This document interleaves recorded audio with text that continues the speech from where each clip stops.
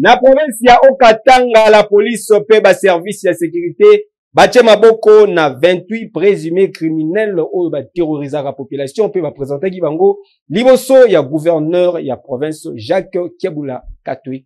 Commentaire.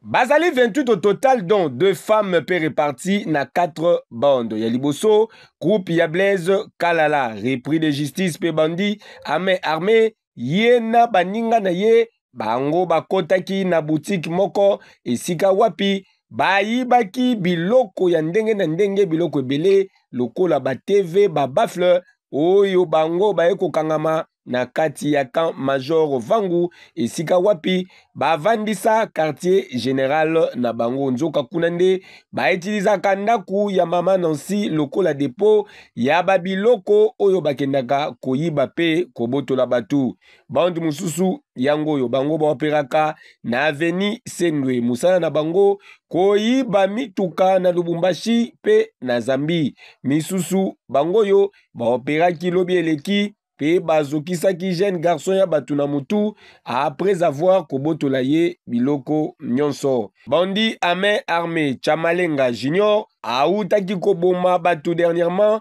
moko azalaki muninga na ye pe innocent ya batu Monsieur Tumba Junior. Bango nyonso bakangamaki na la police nationale congolaise en collaboration na ba service ya sécurité pe bazalaki présenté liboso ya gouverneur ya province ya Okatanga Jacques Kiabula Katwe oya félicitaki pe encourageaki ben fort ya la police nationale congolaise pour la sécurisation ya ba personne pe ba bien na bango avant ya ko condamner ben civique oyo. Donc nous ne pouvons pas tolérer, il y a des instructions fermes que le commandant suprême, chef de l'État, Félix Antoine Tshisekedi a donné. Ces opérations sont menées par le ministre de l'Intérieur qui va être avec nous incessamment pour les nettoyages. Donc il faut absolument ramasser tous les criminels et les mettre en dehors de notre société, c'est-à-dire le mettre en prison.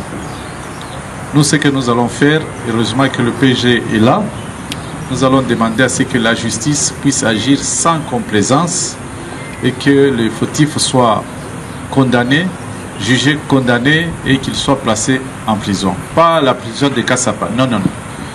Nous allons les envoyer à Angenga. Donc, nous allons demander à ce que les jugements se fassent le plus vite possible et que nous soyons en mesure, dans un bref délai, de les envoyer à Angenga.